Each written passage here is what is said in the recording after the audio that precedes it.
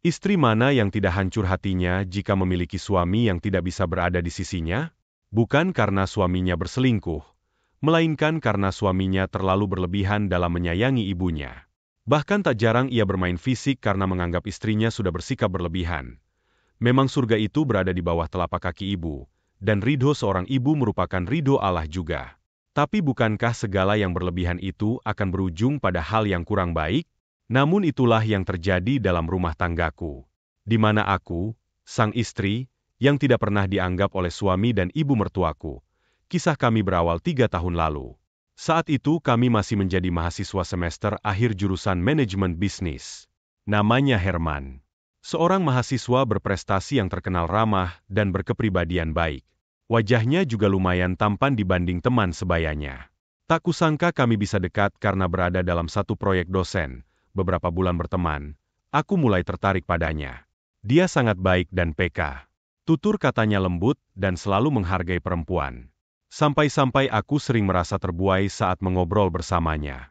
Oh Tuhan, mungkinkah dia adalah sosok laki-laki yang kau kirimkan untuk menjadi imamku kelak? Tuturku dalam batin. Dan benar saja. Setelah kami lulus, dia melamarku dan berjanji akan menikahiku dalam waktu dekat, bagai tertimpa durian jatuh. Laki-laki yang aku dambakan selama ini, ternyata akan menjadi suamiku. Namun masalahnya adalah ayah dan ibuku tidak menyetujui hubungan kami sejak awal. Mereka berpikir Herman belum memiliki bekal yang cukup untuk menghidupiku. Dia masih anak kemarin sore, kata ayah. Bahkan pekerjaannya pun masih belum pasti. Ditambah lagi setelah menikah dia ingin kami tinggal bersama ibunya. Alasannya karena ia tak tega meninggalkan ibunya yang janda sendirian. Namun rintangan itu kami hadapi bersama. Herman tak pernah sekalipun ragu. Segala upaya ia lakukan untuk meyakinkan kedua orang tuaku. Bahkan ibunya pun turut mendukung dari belakang. Kami serasa dua sejoli yang sedang dimabuk cinta dan tak peduli apapun halangan yang menghadang. Hingga suatu malam aku mencoba berdiskusi kembali dengan orang tuaku. Pak, MA, harus dengan cara apa lagi Amel bisa meyakinkan kalian bahwa laki-laki yang kupilih adalah pilihan yang terbaik? Aku mencoba memulai pembicaraan dengan sedikit putus asa, sambil menggenggam kedua tanganku. Mama menjawab, kamu yakin bisa hidup bahagia bersama laki-laki itu? Aku mencoba menatap Mama sambil menahan air mata. Amel yakin MA. Herman laki-laki yang baik. Dia sopan, pekerja keras, dan bertanggung jawab. Dia juga sangat sayang pada orang tuanya. Mendengar rengekanku yang semakin putus asa, Papa pun mulai angkat bicara. Sambil menghela nafas dia berkata, kami sebagai orang tua hanya menginginkan kebahagiaan untukmu. Nak, bukan apa-apa. Kami hanya ingin memberikan yang terbaik untukmu. Kami tidak ingin melihat putri sematawayang kami, yang selama ini dibesarkan dengan penuh kasih sayang hidup menderita. Aku pasti bahagia, PA. Aku Yanye. Aku yakin Herman akan menjadi suami yang baik. Aku menimpali dengan nada tegas. Akhirnya orang tuaku memberi keputusan setelah bertatapan sejenak sambil menghela nafas panjang. Baiklah, Nak, jika kamu tetap bersikeras, kami tak bisa berbuat apa-apa lagi. Tapi ingat, setelah menikah, kalian akan dihadapkan dengan kehidupan yang berbeda. Dan segala resiko akan kalian tanggung bersama. Papa pun memelukku dengan hangat. Disusul dengan pelukan Mama yang tak kalah hangat beberapa bulan kemudian, hari yang merupakan hari paling bahagia bagi sepasang kekasih yang tengah dimabuk cinta, yaitu hari pernikahan. Pernikahan kami digelar dengan acara yang cukup sederhana. Kami sepakat tidak ingin bermewah-mewah, karena melihat kondisi ekonomi Herman yang masih dalam tahap merintis. Kami juga hanya mengundang kerabat dan teman-teman terdekat saja. Pernikahan bukan seberapa mewah acaranya kan? Yang penting kedua keluarga berbahagia, lelah bukan main ternyata menjadi pengantin. Bahkan di acara yang sederhana saja bisa menguras habis tenagaku dan suamiku. Kami bahkan tidak bisa menikmati hidangan yang tersedia. Hanya sibuk bersalaman, berfoto dan menyambut tamu-tamu yang hadir. Setelah acara resepsi berakhir, aku dan Herman langsung pulang ke rumah ibunya. Ya, kami memang sepakat untuk tinggal bersama ibu. Di samping karena Herman masih belum sanggup membeli rumah baru, ibu juga sudah tua dan menjanda. Di usia 50-an, bukan hal mudah untuk hidup sendirian. Jadi kami tidak tega jika harus tinggal berpisah dengannya. malam pertama sebagai pengantin. Malam yang paling ditunggu-tunggu oleh pasangan pengantin baru. Semua hasrat yang selama ini tertahan, dapat diluapkan karena sudah sah secara hukum dan agama sebagai mahromnya. Namun berbeda denganku, malam pertama pernikahan justru kuhabiskan untuk tidur bersama mertuaku. Aku sempat heran kenapa suamiku memintaku tidur bersama ibunya. Setelah kutanya, katanya dia terlalu lelah bahkan untuk hanya sekedar mengobrol. Aku yang juga tak kalah lelah, akhirnya memutuskan untuk menurutinya dan langsung tidur setelah membersihkan badan. Keesokan harinya, aku membuka mata dan mendapati kamar sudah kosong. Jam berapa ini? Kemana ibu? Aku melihat jam di ponselku. Masih jam 5 pagi. Aku pun beranjak untuk mengambil wudhu dan sholat subuh. Selesai sholat, sebagai istri, aku berinisiatif untuk membuatkan sarapan ke dapur. Tapi begitu sampai di dapur, aku melihat meja makan sudah dipenuhi dengan menu 4 sehat 5 sempurna. Baru bangun, Mel, sapaan hangat terdengar dari ibu mertuaku. Aku pun menjawabnya dengan senyuman. Iya, Bu. Aku kira ibu kemana pagi-pagi begini. Ternyata sudah selesai masak ya. Hei, ibu memang selalu bangun sebelum subuh untuk menyiapkan sarapan. Kamu besok-besok bangun lebih pagi ya. Bantuin ibu di dapur. Masa sudah jadi istri tapi tidak menjalankan kewajiban istri? Aku yang mendengar ucapan mertuaku, merasa sedikit tersinggung. Tapi setelah dipikir-pikir ada benarnya juga. Aku harus lebih rajin agar tidak terlalu merepotkan beliau. Mas Herman kemana? Bu, kok tidak kelihatan? Tanyaku sambil membantu menyiapkan peralatan makan. Oh, dia masih di masjid. Piazza. Dia selalu ikut jamaah di masjid sebelah rumah. Ibu menjelaskan dengan bangga. Betapa bahagianya aku mendengar hal tersebut. Laki-laki yang aku pilih ternyata bukan hanya baik secara sifat, tapi juga rajin beribadah. Sungguh sosok suami idaman semua wanita. Aku sangat bersyukur dipertemukan suami seperti Herman. Sesaat setelah semua siap, Herman pun pulang dari masjid. Assalamualaikum. Serunya dari pintu depan, kami pun menjawab dengan kompak, Waalaikumsalam. Setelah menaruh sarung dan kopiahnya, Herman segera menuju meja makan. Pandangannya tak lepas dari makanan yang sudah tertata rapi di atas meja. Wah, sarapan pagi ini enak sekali sepertinya. Siapa nih yang masak? Jelas ibu dong. Siapa lagi? Mertuaku menjawab dengan percaya diri. Wah, Pantas. dari wangi masakannya saja sudah membuatku ngiler. Goda Herman sambil mengecup kening ibunya. Aku hanya tersenyum malu. Ini semua karena aku terlambat bangun, sehingga tidak bisa membantu beliau menyiapkan sarapan. Andai saja aku bangun lebih pagi, pasti saat ini mertuaku bisa membanggakan masakanku. Tapi ya sudahlah. Aku mengesampingkan pikiran itu dan segera bergabung sarapan bersama mereka. Beberapa bulan berlalu. Kehidupan rumah tangga kami mulai terasa ada yang tidak beres. Mertuaku terlalu ikut campur atas urusan rumah tangga kami. Aku bukannya menyalahkan beliau atas masalah yang ada. Tapi selama ini banyak masalah yang terjadi bersumber dari beliau. Misalnya saat masalah tidur sekamar. Mana ada pasangan suami istri normal yang tidur di dalam kamar yang terpisah? Bagaimana esensinya? Di malam pertama kami, aku masih memaklumi hal tersebut. Karena aku pikir mungkin Herman memang benar-benar kelelahan. Jadi aku tidak mempermasalahkannya pada saat itu. Tapi setelah 6 bulan kami menikah dia masih tidak mau tidur sekamar denganku. Dia lebih memilih tidur di kamar ibunya. Tak jarang aku menanyakan alasan dia melakukan hal itu. Namun dia hanya mencari-cari alasan dengan menjadikan ibunya sebagai subjek. Entah ibunya tak enak badan lah, sering mengalami mimpi buruk lah, sampai yang paling tidak masuk akal, dia beralasan tidak bisa tidur denganku karena aku mendengkur.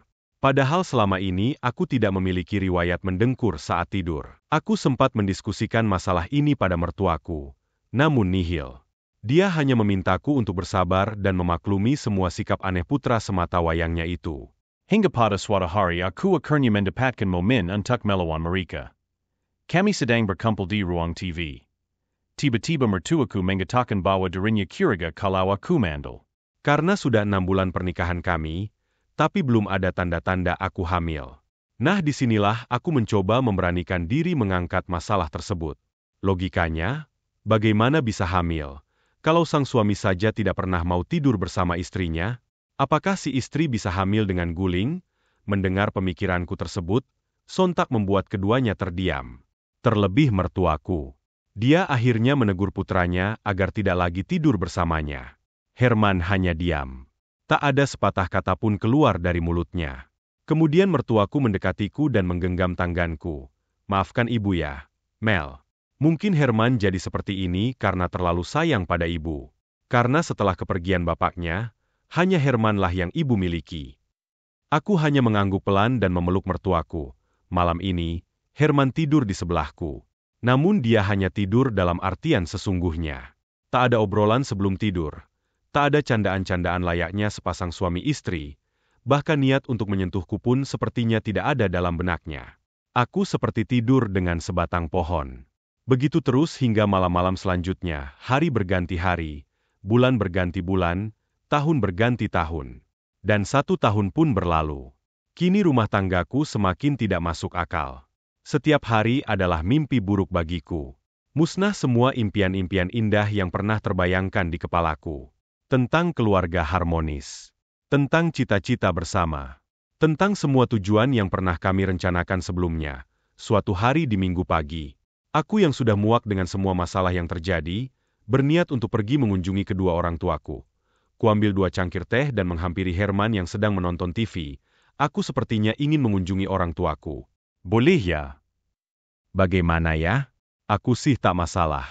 Tapi coba kamu tanyakan pada ibu dulu. Jika ibu mengizinkan, aku juga secara otomatis mengizinkanmu ke sana. Jawabnya setelah menyeruput teh. Aku mulai kesal karena responnya selalu seperti itu. Lagi-lagi ibu. Kenapa sih segala sesuatunya harus berdasarkan keputusan ibu? Kan yang suamiku itu kamu. Bukan ibu. Herman pun melotot mendengar suaraku agak meninggi. Loh? Apa-apaan kamu? Kamu lupa rumah tangga kita bisa sampai titik ini berkat ibu? Kamu sekarang sudah berani melawan ibu? Kamu berani melawan aku? Aku pun tanpa sadar semakin meninggikan suaraku. Kamu yang lupa. Kamu lupa kewajibanmu sebagai suami. Kamu yang lupa kalau aku ini istrimu. Kamu yang lupa semua rencana yang pernah kita buat sebelum menikah. Kamu yang lupa, Rif. Seketika air mata membanjiri pipiku. Ada apa ini? Pagi-pagi sudah ribut. Mertuaku turun tangan begitu mendengar suara kami. Lalu aku tanpa sadar mulai menyudutkan masalah ini pada mertuaku. Ini semua salah ibu. Kalau saja kami tidak tinggal bersama ibu. Kalau saja kami memulai semuanya dari nol tanpa campur tangan ibu. Kalau saja selama ini ibu tidak terus-terusan menutup mata dan membela Herman. Kalau saja ibu tidak selalu menyalahkanku karena kami belum dikaruniai anak. Semua masalah ini tidak akan terjadi. Plak. Sebuah telapak tangan mendarat dengan cepat di pipiku. Pipi putih halus yang masih berlinang air mata, seketika berubah warna menjadi kemerahan. Rasa sakit pun makin menjalar ke sekujur tubuh, hingga aku tak tahu apa yang harus aku lakukan. Selama ini aku masih bisa menahan diri ketika Herman dengan mulut lancipnya selalu membandingkanku dengan sosok ibunya. Aku pun selalu menutup mata dan telingaku ketika mertuaku mengoceh tiada henti ketika ada hal kecil yang aku tak mengerti. Namun, kali ini aku sudah tak tahan lagi. Bukan hanya kekerasan verbal yang mereka berikan, melainkan kekerasan fisik yang menurutku sudah tidak bisa kutolerir lagi. Bahkan orang tuaku selama ini tidak pernah mendidikku dengan menjewer telingaku atau mencubit lenganku sekalipun. Tanpa kuduga, laki-laki yang selama ini kudambakan. Laki-laki yang dengan sudah payah ku perjuangkan di hadapan orang tuaku. Laki-laki yang selalu kubanggakan di depan orang tuaku. Laki-laki yang selalu kusebut di setiap doaku. Kini menjadi sosok laki-laki yang tak kukenal. Laki-laki yang bahkan tak pernah menganggapku sebagai istrinya. Perasaanku campur aduk. Sedih, marah, benci, takut, dan semua perasaan yang sulit untuk kujelaskan. Tanpa peduli apa yang mereka berdua pikirkan, aku segera pergi ke kamar dan mengemasi pakaianku ke dalam sebuah tas jinijing. Mau kemana kamu? Tanya mertuaku yang menyusul ke kamar aku hanya bisa bungkam sambil menangis tak terkendali. Apalagi yang dia inginkan sekarang? Belumkah puas melihatku ditampar putranya di depan matanya sendiri? Harusnya dia memarahi putranya itu karena sudah berani memukul istrinya. Tapi dia justru menghampiriku? Sungguh di luar nalar. Jawab ibu. Kita bisa bicarakan ini secara baik-baik. Bukan seperti ini cara menyelesaikan masalah. Kalian suami istri. Kalian sudah dewasa. Jika ada masalah seharusnya dibicarakan berdua. Bukan kabur-kaburan seperti ini, mertuaku masih saja tidak bisa membaca situasi. Amel, dengar ibu. Ibu tahu kamu pasti marah atas sikap Herman barusan. Tapi ibu yakin Herman tidak bermaksud melakukan hal itu dengan sengaja. Dia hanya membela ibu karena kamu membentak ibu tadi. Sekarang lebih baik hampiri dia dan minta maaf ya. Ibu tidak ingin masalah ini semakin besar. Aku makin geram mendengar penjelasan mertuaku. Selalu saja dia membela putranya itu tanpa memikirkan perasaanku. Aku diminta untuk minta maaf? Bahkan melihat wajahnya saja aku sudah tak sudi. Lebih baik aku segera kabur dari sini daripada nanti nambah hilang akal. Setelah tasku isi penuh. Tanpa babi bu, aku segera keluar dari rumah itu. Sebenarnya dalam lubuk hatiku yang paling dalam, masih ada secercah harapan bahwa Herman akan mengejarku untuk menahanku pergi. Namun ternyata itu hanyalah harapan bodohku saja. Boro-boro mengejar. Dia justru meminta ibunya untuk memaksaku meminta maaf. Dasar laki-laki sinting. Akhirnya dengan berbekal emosi dan tekad yang kuat, aku berhasil lari dari rumah mereka. Setibanya di rumah, orang tuaku terkejut karena mendapati putri cantiknya dalam keadaan tidak baik-baik saja. Namun tanpa banyak komentar, mereka segera menyuruhku masuk untuk menenangkan diri. Setelah perasaanku sedikit tenang, aku menceritakan semua masalah yang selama ini kupendam sendiri. Tak ada sedikit pun yang kututup-tutupi. Aku sudah kehilangan akal memang. Sudah tak tahu lagi harus bagaimana. Biar saja orang tuaku mengetahui semua aib rumah tanggaku. Mama langsung menangis mendengar ceritaku. Sedangkan papa seakan menahan hasratnya, ingin memukuli Herman saat itu juga. Namun mereka berusaha tetap tenang mendengarkan ceritaku sampai selesai. Selesai aku bercerita, Mama memelukku dengan erat. Seakan merasakan semua penderitaan yang aku alami selama ini. Sementara itu, Papa menyarankan agar aku berpisah saja dengan Herman dan memulai kehidupan sebagai pribadi yang baru. Aku bingung. Pikiran dan hatiku masih diselimuti kebencian. Aku belum bisa berpikir jernih. Aku takut jika mengambil keputusan di saat kalut, kelak akan menjadi bumerang bagi diriku sendiri. Jadi apakah aku harus menuruti saran orang tuaku? Atau berdamai dengan keadaan dan mencoba merubah segalanya secara perlahan? Bagaimana menurut kalian? Tulis pendapat kalian di kolom komentar ya.